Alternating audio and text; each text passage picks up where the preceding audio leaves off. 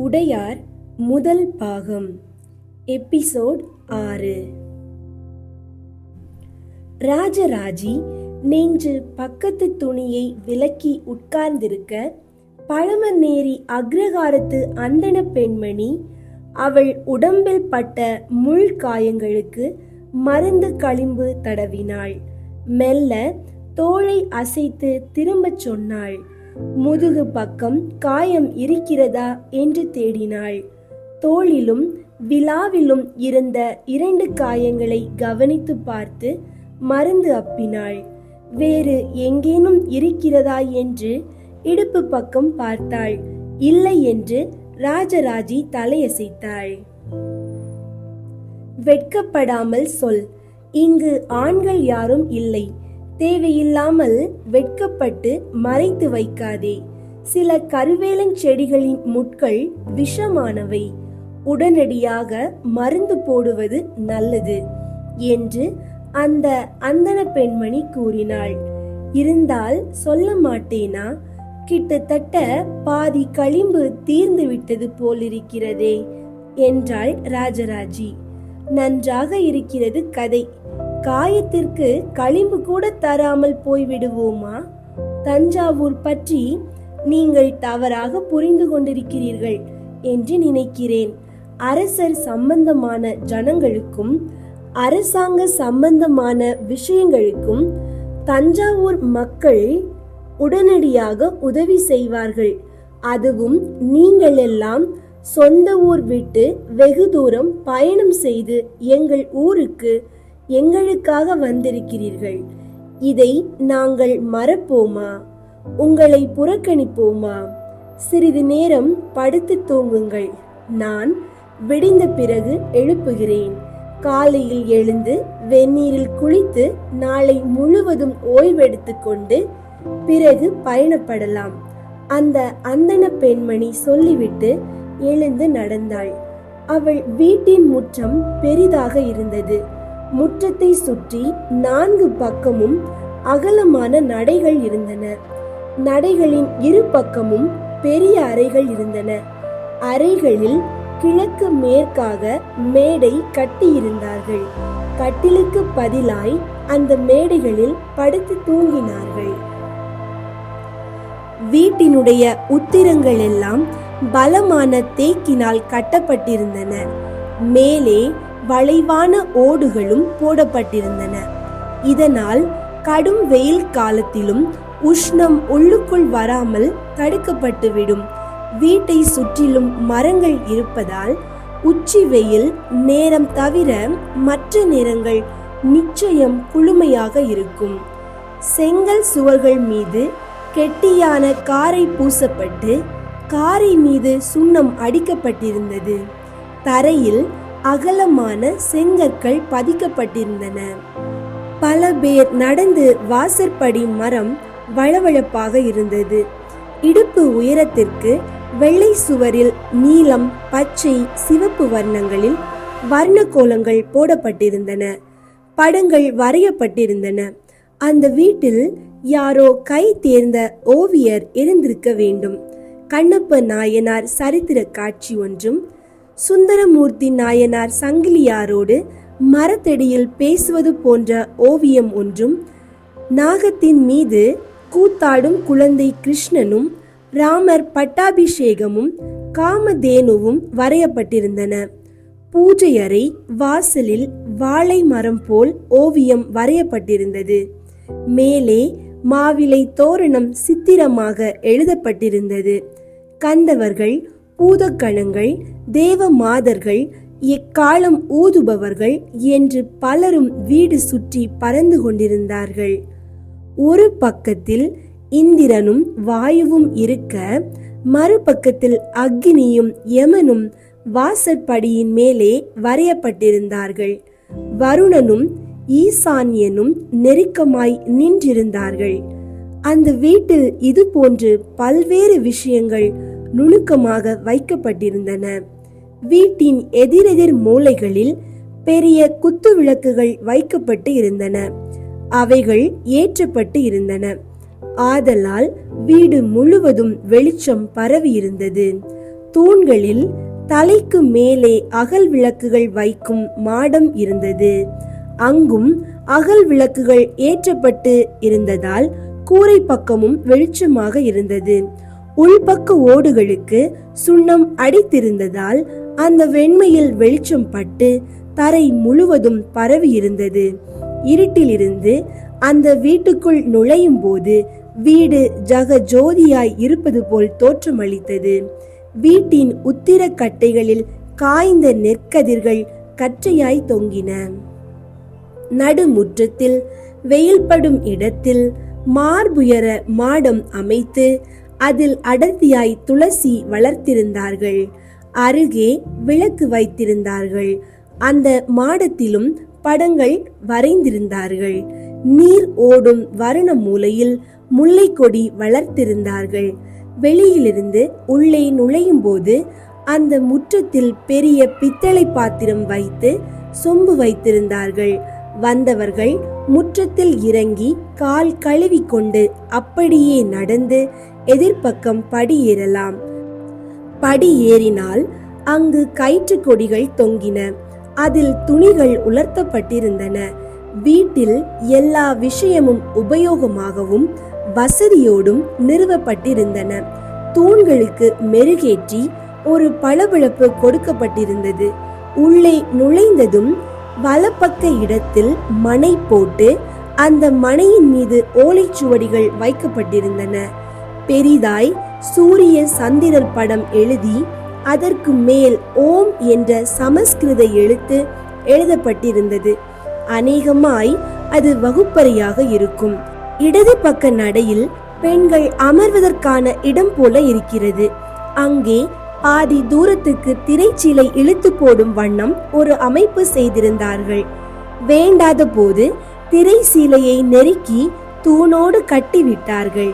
தேவரடியார்கள் வந்து தங்கி இருப்பதால் இப்போது திரைச்சீலை போடப்பட்டிருக்கிறது. திரைச்சீலைக்கு பின் தலைக்கு மனை பலகை வைத்து பெண்கள் தூங்கிக் கொண்டு இருந்தார்கள். அதற்கு நேரெதிர் மூலையில் மணல் போட்டு உயரமான பானைகள் வைக்கப்பட்டு அவைகள் மூடி வைக்கப்பட்டிருந்தன. நீண்ட கைப்பிடியுள்ள நீர் மொள்ளும் பாத்திரம் ஒன்றும் மேலே வைக்கப்பட்டிருந்தது.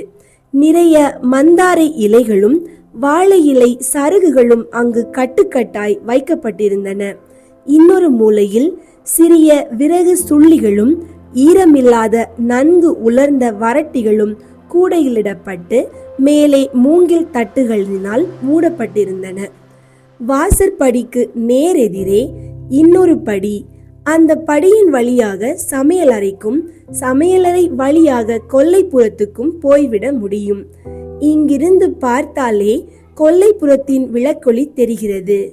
கொல்லைப்புறத்தில் வேட்டிகளும் புடவைகளும் மேல் துண்டுகளும் உலர்த்தப்பட்டிருப்பதை இங்கிருந்தே காண முடிகிறது. வீட்டு வாசலுக்கு அகலமான மரக்கதவும் நிலைப்படியில் கஜலட்சுமி உருவமும் 2 பக்கமும் கந்தவர்கள் அன்னப்பட்சி குத்துவிளக்கு என்று மங்கள சின்னங்களும் செதுக்கப்பட்டிருந்தன. கதவு குமிழ்களில் தந்த உருளைகள் பொருத்தப்பட்டிருந்தன.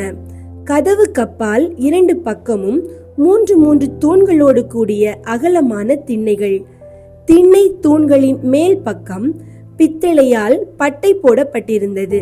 திண்ணையில் வழிபோக்கர்கள் சிலர் உறங்கிக் கொண்டிருந்தார்கள். என்ன, ஏதோ காணாததை காண்பது போல் எங்கள் வீட்டை சுற்றி சுற்றி பார்க்கிறாய்? அந்த அந்தண பெண்மணி கேட்டாள். இல்லை, காஞ்சி மாநகரும் ஒரு நாகரிகமான இடம்தான். ஆனால் இவ்வளவு நறு விசாக வீடு வைத்திருப்பதை நான் பார்த்ததே இல்லை. வீடு முழுவதும் வெள்ளையடித்து இடுப்பு உயரத்திற்கு படங்கள் எழுத வேண்டுமென்று எப்படி தோன்றியது என்று வியந்து பார்க்கிறேன். தூண்களுக்கு பித்தளை பட்டைகள் போடுவதை இப்போதுதான் பார்க்கிறேன். எங்கள் பக்கமும் குருவிகளுக்காக கதிர் கட்டுவது உண்டு. ஆனால் நீங்கள் 4 பக்கமும் கதிர் கட்டி இருக்கிறீர்கள். 4 பக்கமும் குருவிகள் வந்து கொத்த வேண்டும் என்று எதிர்பார்த்திருக்கிறீர்கள் போல இருக்கிறது. இதுவும் அழகாகத்தான் இருக்கிறது. முற்றத்தில் முல்லை கொடி, துளசி மாடம், பின்னால் கொல்லைப்புறம், மேலே வெள்ளை ஓடு, எல்லாமும் அற்புதமாக இருக்கின்றன. தஞ்சாவூர் நாகரிகத்தின் உச்சாணி இடத்தில் இருப்பது நன்கு தெரிகிறது. ராஜராஜி குரலில் வியப்பு குறையாமல் பேசினாள்.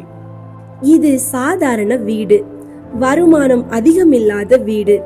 என் புருஷனுக்கு சம்பாதிப்பதில் விருப்பமில்லை. ஊர் ஊராக பயணப்படுவதிலும் ஆசையில்லை. கோவில் பூஜைகளில் கலந்து கொள்ள மாட்டார். வெறுமனே திண்ணையில் உட்கார்ந்து ஊர் மக்கள் நலனுக்காக நாள் தவறாது வேதம் சொல்வதும் ஜெபம் செய்வதும் தான் அவரது வேலை. அதற்காகத்தான் எங்களுக்கு மானியம் தரப்படுகிறது.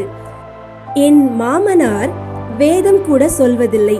இடைவிடாது காயத்ரி மந்திர ஜெபம் மட்டும் செய்து கொண்டிருக்கிறார். அதற்காக அரசாங்கத்திடமிருந்து மானியம் வாங்குகிறார். எவரோடும் எதுவும் பேச மாட்டார். உணவு போடு என்று கூட சொல்ல மாட்டார். நாம கவனித்துதான் போட வேண்டும்.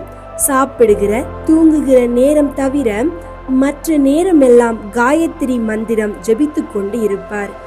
ஊரில் யாருக்காவது உடம்பு சரியில்லை என்றாலோ வேறு ஏதேனும் பிரச்சனை என்றாலோ அந்த வீட்டு வாசலில் போய் அமர்ந்து சிறிது நேரம் ஜெபம் செய்துவிட்டு வருவார். சில சமயம் பிரச்சனைகள் தீர்ந்து போகும்.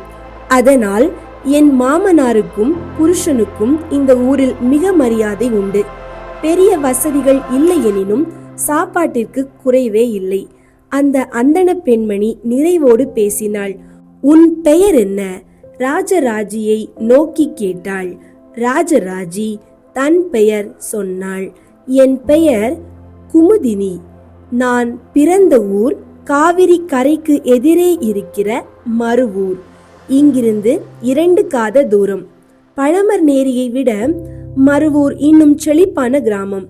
பழமர் நேரியை போல எங்கள் ஊரும் பிரம்மதேயம், அதாவது அந்தணர்களுக்காக தானமாக கொடுக்கப்பட்ட கிராமம். மக்கள் வரி அதிகம் செலுத்த வேண்டியதில்லை. அரசுக்கு கொடுக்க வேண்டிய வரியை கோவிலுக்கு செலுத்தி கோவிலை நன்கு பராமரித்து வந்தாலே போதும்.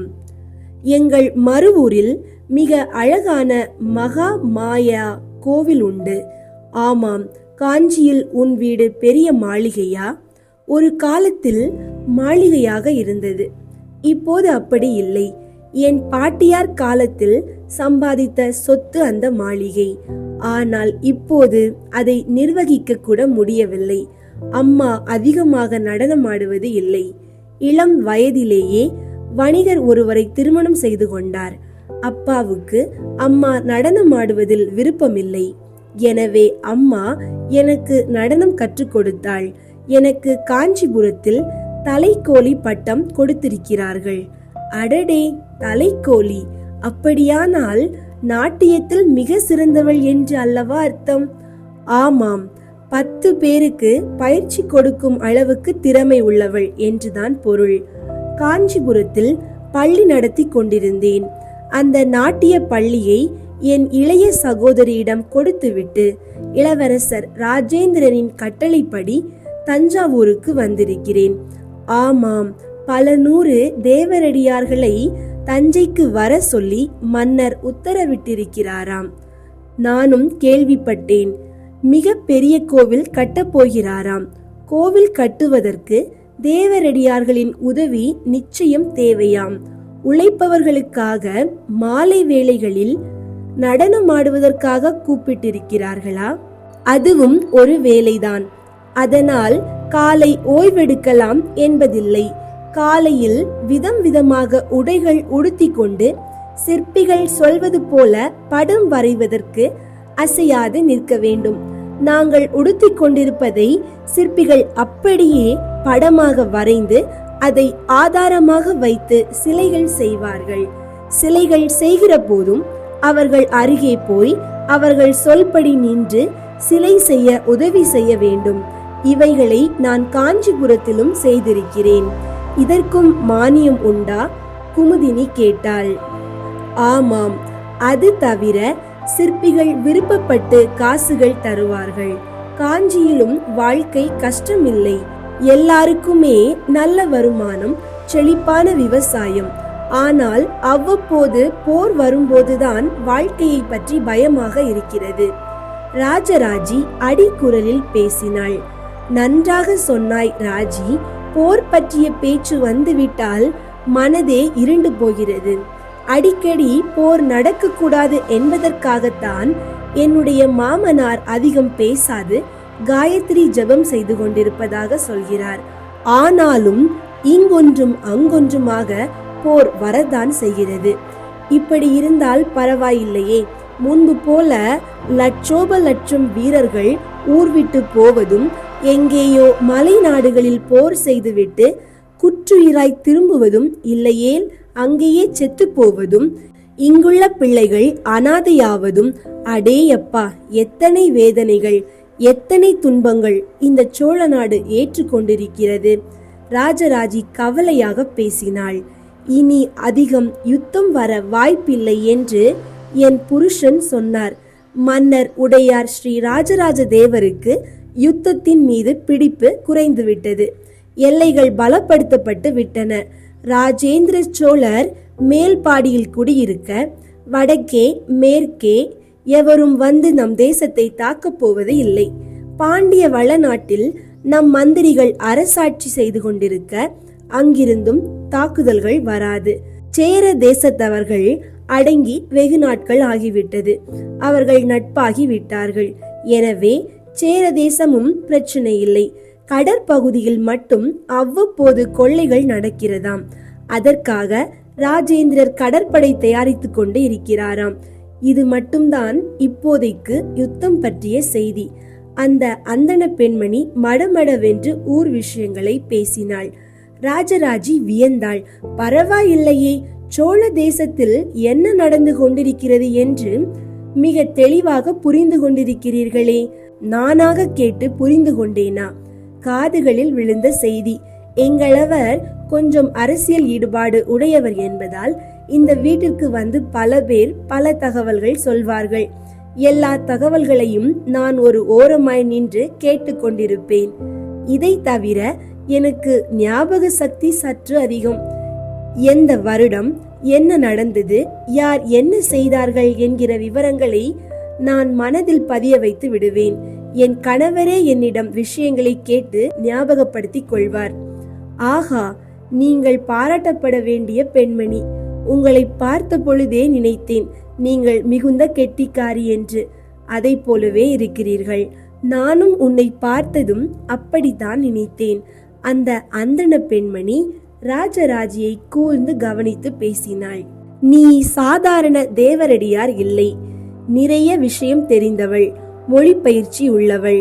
ஒரு வீட்டிற்குள் நுழையும் போதே நாலா பக்கமும் சுற்றி பார்த்து எந்த பக்கம் வழி இருக்கிறது, எந்த பக்கம் வழி இல்லை என்று தெரிந்து கொண்டுதான் அமைதியாகிறாய்.